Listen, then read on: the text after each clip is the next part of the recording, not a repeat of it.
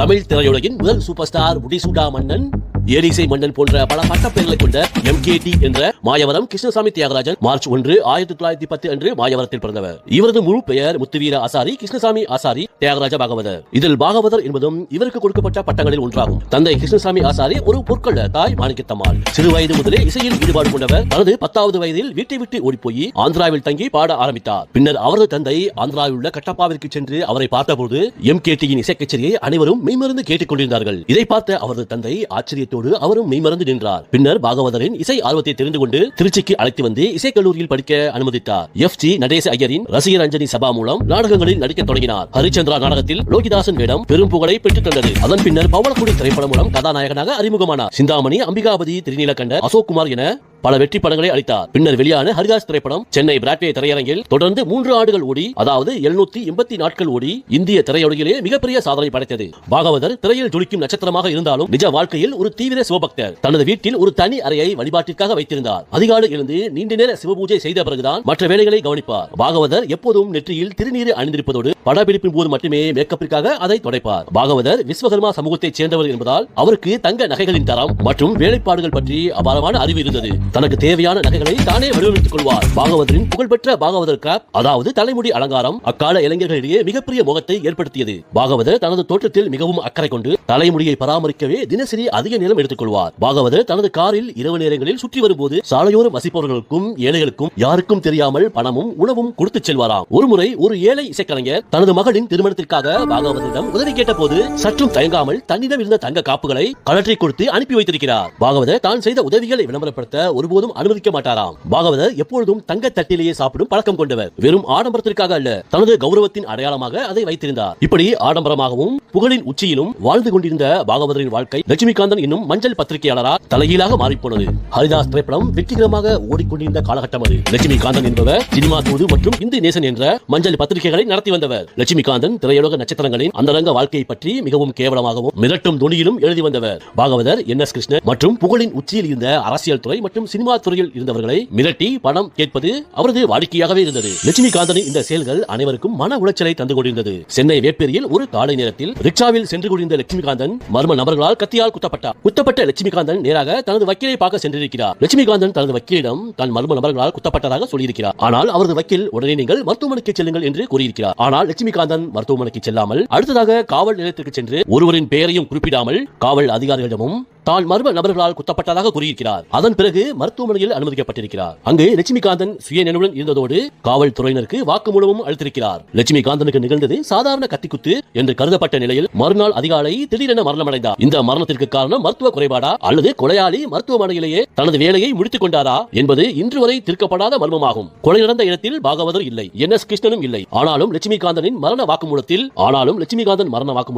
பாகவதர் மற்றும் NSK மீது சந்தேகம் இருப்பதாக கூறப்பட்டது. பாகவதர் போன்ற மிகப்பெரிய சூப்பர் ஸ்டாரின் வளர்ச்சியை பிடிக்காத செல்வாக்கு மிக்க மனிதர்கள் பின்னணியில் இருந்து காவல்துறையை தூண்டிவிட்டு அவரை கைது செய்ய வைத்ததாக அக்காலகட்டத்தில் பரபரப்பான பலமான பேச்சுக்கள் உண்டு. பாகவதற்கு மிகவும் நெருக்கமான சிலரே பாகவதற்கு எதிராக சாட்சி சொன்னது பாகவதரை மன ரீதியாக உடைத்துவிட்டது. பாகவதரும் NSKவும் இணைந்து லட்சுமிகாந்தனை தீர்த்து கட்ட வடிவேலு என்பவன் தலைமையிலான கூலிப்படைக்கு பணம் கொடுத்து ஏவினார்கள் என்று நீதிமன்றத்தில் அரசு தரப்பு வாதிட்டது. இதுவே கொலை செய்தி குற்றமாக பார்க்கப்பட்டது. இந்த வழக்கின் முக்கியமான திருப்பமானது ஜெயானந்தம் என்பவர் அப்ரூவராக மாறியது. குற்றத்தை ஒப்புக்கொண்டு சாட்சியாளராக மாறினார். நீதிமன்றத்தில் அவர் அளித்த சாட்சியானது பாகவதரும் மற்றவர்களும் ஒரு குறிப்பிட்ட இடத்தில் கூடி லட்சுமிகாந்தனை கொள்ள திட்டம் தீட்டியதாக கூறினார். அப்ரூவராக மாறிய ஜெயானந்தின் சாட்சியை நீதிமன்றம் மிகவும் முக்கியமான ஆதாரமாக எடுத்துக்கொண்டது. எந்த ஒரு குற்றத்திலும் நோக்கம் என்பது மிக முக்கியம் என்றும் லட்சுமிகாந்தன் எழுதிய கட்டுரைகளால் பாகவதரின் கௌரவம் பாதிக்கப்பட்டிருந்தது. இதனால் பாகவதற்கு லட்சுமிகாந்தன் மீது வஞ்சம் இருக்க வாய்ப்புள்ளது என்றும் நீதிமன்றம் ஒரு வலுவான காரணமாக ஏற்றுக்கொண்டது. 1945ஆம் ஆண்டு சென்னை உயர்நீதிமன்றத்தில் நடைபெற்ற இந்த விசாரணையின் முடிவில் ஜூரி முறையிலான விசாரணையில் பாகவதர் உட்பட NSK மொத்தம் 6 பேர் குற்றவாளிகள் என அறிவிக்கப்பட்டனர். அவர்களுக்கு ஆயுள் தண்டனை வழங்கப்பட்டது. இதில் ஜூரி முறை என்பது ஒரு வழக்கின் தீர்ப்பை முடிவு செய்ய நியமிக்கப்படும் சாதாரண குடிமக்களை கொண்ட குழுவாகும். நீதிமன்றத்தில் நீதிபதி ஒரு பக்கம் அமர்ந்திருக்க அவருக்கு அருகில் 6 மற்றும் 12 பேர் கொண்ட ஒரு குழு அமர்ந்திருக்கும். இவர்களே ஜூரி. இவர்கள் சட்ட நிபுணர்களோ அல்லது வழக்கறிஞர்களோ அல்ல, சமூகத்தில் மதிக்கப்படும் பொது மக்களில் இருந்து தேர்ந்தெடுக்கப்பட்டவர்கள் தான். நீதிமன்றங்களில் அரசு தரப்பும் எதிர்த்தரப்பும் தரும் வாதங்களை கேட்டு சாட்சிகள் சொல்வது உண்மையா பொய்யா என ஆராய்ந்து வாதங்கள் முடிந்த பிறகு குற்றம் சாட்டப்பட்டவர் குற்றவாளியா அல்லது நிரபராதியா என்பதை இந்த ஜூரி குழுதான் முடிவு செய்தது. ஜூரி குழுவின் முடிவை ஏற்றுக்கொண்டு சட்டப்படி அவருக்கு எவ்வளவு தண்டனை, அதாவது எவ்வளவு ஆண்டு அல்லது அபராதம் வழங்க வேண்டும் என்பதை மட்டுமே நீதிபதி முடிவு செய்தார். பாகவதர் வழக்கில் 9 பேர் கொண்ட குழு அமைக்கப்பட்டது. அவர்கள் 6-3 என்ற கணக்கில் பாகவதர் மற்றும் என்எஸ்கே ஆகியோருக்கு எதிராக தீர்ப்பளித்தனர். அதாவது 6 பேர் அவர்களை குற்றவாளிகள் என்றும் மீதமுள்ள 3 பேர் நிரபராதிகள் என்றும் தீர்ப்பளித்தனர். இந்த மெஜாரிட்டி முடிவின் அடிப்படையில் தான் நீதிபதி அவர்களுக்கு ஆயுள் தண்டனை வழங்கினார். ஆனால் இந்த ஜூரி முறை 1960களின் தொடக்கத்திலேயே ஒழிக்கப்பட்டு விட்டது. காரணம், ஜூரி குழுவில் உள்ளவர்கள் சட்ட அறிவு இல்லாத சாதாரண மக்கள் என்பதால் உணர்ச்சி வசப்பட்டு தீர்ப்பு வழங்க வாய்ப்பிருந்தது. அதற்கு இந்த பாகவதர் வழக்கும் KM 4வது என்ற வழக்கும் முக்கிய காரணமாக அமைந்தது. இதன் அடிப்படையில் பாகவதர் சுமார் 30 மாதங்கள் சிறையில் இருந்த பிறகு லண்டனில் உள்ள பிரிவி கவுன்சில் மேல்முறையீட்டை விசாரித்தது. பாகவதர் மற்றும் என்எஸ் கிருஷ்ணன் ஆகியோரை சிறையிலிருந்து மீட்க போராடியவர் புகழ்பெற்ற வழக்கறிஞர் VL எத்திராஜ் ஆவார். இன்று சென்னையில் உள்ள புகழ்பெற்ற எத்திராஜ் மகளிர் கல்லூரியை நிறுவியவர் இவரே. இந்தியாவில் உள்ள உயர் நீதிமன்றம் பாகவதற்கு தண்டனை விதித்த போது எத்திராஜ் சோர்வடையவில்லை. அப்போதைய காலகட்டத்தில் இந்திய நீதிமன்றங்களுக்கு மேல் உச்சகட்ட அதிகாரம் கொண்டதாக லண்டனில் இருந்த பிரிவி கவுன்சில் இருந்தது. அங்கே இந்த வழக்கை கொண்டு சென்றார் எத்திராஜ் லண்டன் நீதிமன்றத்தில் வலுவான வாதத்தை வைத்தார். இந்த வழக்கில் பாகவதற்கு எதிராக சொல்லப்பட்ட சாட்சியங்கள் அனைத்தும் சந்தேகத்திற்குரியவை. வெறும் உணர்ச்சி வசப்பட்ட ஜூரி குழுவின் முடிவை மட்டும் வைத்துக் கொண்டு இவ்வளவு பெரிய தண்டனை வழங்கக்கூடாது என்று வாதிட்டார். கொலை நடந்த இடத்தில் பாகவதர் இல்லை என்பதையும் அப்ரூவர் சொன்ன தகவல்களுக்கு போதிய வலுவான ஆதாரங்கள் இல்லை என்பதையும் சட்ட ரீதியாக தோலுரித்து காட்டினார். எத்திராஜின் வாதத்தை கேட்ட லண்டன் நீதிமன்றம் இந்த வழக்கை மீண்டும் ஒருமுறை சரியாக விசாரிக்க வேண்டும் என்று சென்னை உயர்நீதிமன்றத்திற்கு உத்தரவிட்டது. மறு விசாரணையில் நீதிபதிகள் ஹோரவில் மற்றும் சகாபுதீன் ஆகியோர் குற்றம் சாட்டப்பட்டவர்களுக்கு எதிராக எவ்விதமான நேரடி ஆதாரமும் இல்லை என்று கூறி ஏப்ரல் 25, 1947 அன்று பாகவதரையும் என்எஸ் கிருஷ்ணனையும் விடுதலை செய்தனர். இதில் சுவாரஸ்யமான மற்றும் ஆச்சரியப்படக்கூடிய விஷயம் என்னவென்றால், பாகவதற்காக வாதாடிய எத்திராஜ் அவர்கள் ஒரு பைசா கூட கட்டணமாக பெறவில்லை என்பதுதான். ஆனால் இதற்காக பாகவதர் அவர்கள் எத்திராஜ் அவர்களுக்கு அளித்த மிகப்பெரிய பரிசு என்னவென்பதை பின்னால் நான் கூறுகிறேன். பாகவதர் இந்த வழக்கில் கைது செய்யப்படுவதற்கு முன்னரே ஒரு காவல் அதிகாரி பாகவதரை அணுகி ரூபாய் 10,000 சம்பந்தப்பட்டவருக்கு கொடுத்தால் இந்த வழக்கில் இருந்து தப்பித்துக் கொள்ளலாம் என்று கூறியிருக்கிறார். ஆனால் பாகவதர், நான் அப்படி செய்தால் நான் அந்த தவறை செய்தவன் என்பது மற்றவர்களால் தவறாக தெரிவிக்கப்படலாம். அது மட்டுமில்லாமல் தன்னுடைய வாழ்க்கையில் வரவிருந்த சிறைவாசத்தை முன்பே அறிந்திருந்தார். பாகவதர் தனது வாழ்வின் ஒவ்வொரு முக்கிய முடிவையும் ஜோதிடம் பார்த்தே எடுத்துள்ளார். தனது ஜாதகப்படி தனக்கு சிறைவாசம் வர வாய்ப்பிருப்பதாக தனது நெருங்கிய நண்பர்களிடம் ரகசியமாக கூறியிருந்திருக்கிறார். விதியை மாற்ற முடியாது என்று கருதி அவர் அமைதியாக இருந்துள்ளார். பாகவதர் ஆடை அலங்காரத்தில் ஒரு மகாராஜா போலவே வாழ்ந்துள்ளார். பாகவதர் ஒரு முறை அணிந்த சட்டையை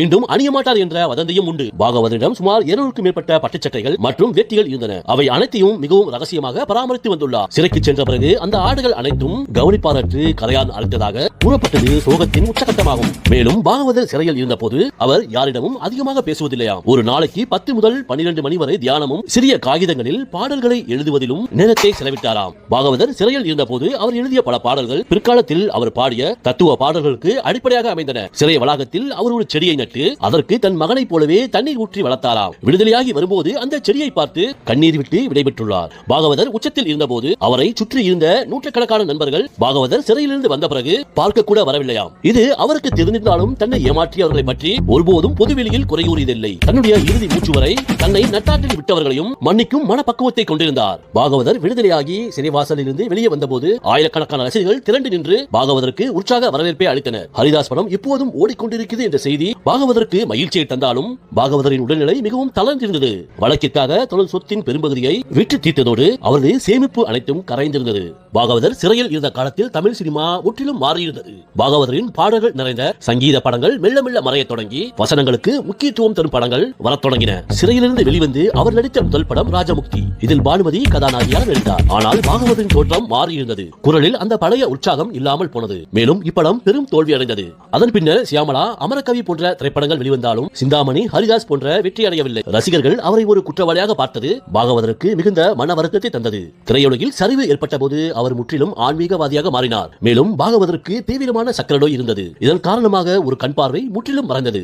மற்றொரு கண் பார்வை மங்கத் தொடங்கியது. வாழ்க்கையின் இறுதி கட்டத்தில் பாகவதர் வறுமையில் இருந்தாலும் தன்மானமிக்க அவர் யாரிடமும் கையேந்தவில்லை. ஒருமுறை அவருக்கு வழங்கப்பட்ட திவான் பகதூர் பட்டங்களையும் அரசு உதவிகளையும் மறுத்துவிட்டார். தனது கடைசி படமான சிவகாமியை வெற்றி பெறச் செய்ய அரும்பாடுபட்டு உழைத்தார். ஆனால் பாகவதரின் உடல்நலம் ஒத்துழைக்கவில்லை. பாகவதரின் உடல்நிலை மிகவும் மோசமடைந்ததால் சென்னை அரசு மருத்துவமனையில் அனுமதிக்கப்பட்டார். நவம்பர் 1, 1959 அன்று தனது 49வது வயதில் ஏலிசை மன்னர் காலமானார். நான் மீண்டும் மக்களிடம் அந்த பழைய பாகவதராக போய் சேர வேண்டும் என்ற அவரது கடைசி கனவும் நிறைவேறாமல் போனது. ஒரு காலத்தில் தங்கத்தட்டில் சாப்பிட்டவர் தன்னுடைய இறுதி நாட்களில் பண நெருக்கடியால் தனது விலையுயர்ந்த கார்களை விற்றுவிட்டு சாதாரண வாடகை காரிலோ அல்லது நடந்தோ செல்லும் நிலைக்கு தள்ளப்பட்டார். பாகவதர் இறக்கும் போது அவர் முகத்தில் ஒரு மெல்லிய புன்னகை இருந்ததாம். அது எல்லா துயரங்களும் இருந்தும் விடுதலை பெற்றேன் என்பதற்கான அடையாளமாக தெரிந்தது. பாகவதர் தன்னுடைய வறுமையான காலகட்டத்தில் கூட தன்னுடைய விடுதலைக்கு காரணமான வக்கீல் எத்திராஜ் அவர்களுக்கு 100 பவுன் கொண்ட தங்கத்தட்டை பரிசாக வழங்கியிருந்தார். பாகவதரின் வாழ்க்கை என்பது கோபுரத்தில் இருந்து அதல பாதாளம் வரை சென்ற ஒரு நீண்ட பயணம்.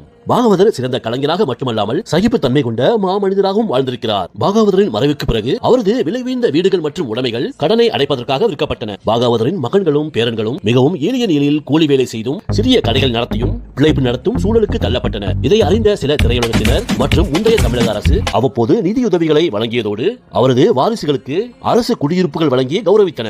திருச்சியில் சுமார் 50 லட்சம் ரூபாய் மதிப்பீட்டில் பிரம்மாண்டமான மணி மண்டபத்திற்குள் M.K. பாகவதரின் திருவுருவச் சிலை நிறுவப்பட்டுள்ளது. 2010ஆம் ஆண்டு பாகவதரின் 100ஆண்டு விழாவை முன்னிட்டு இந்திய அரசு அவருக்கு அஞ்சல் தலை வெளியிட்டு கௌரவித்தது. மேலும் திருச்சியில் உள்ள முக்கிய சாலைக்கு M.K.T. பாகவதர் சாலை என பெயர் சூட்டப்பட்டுள்ளது. நன்றி, வணக்கம்.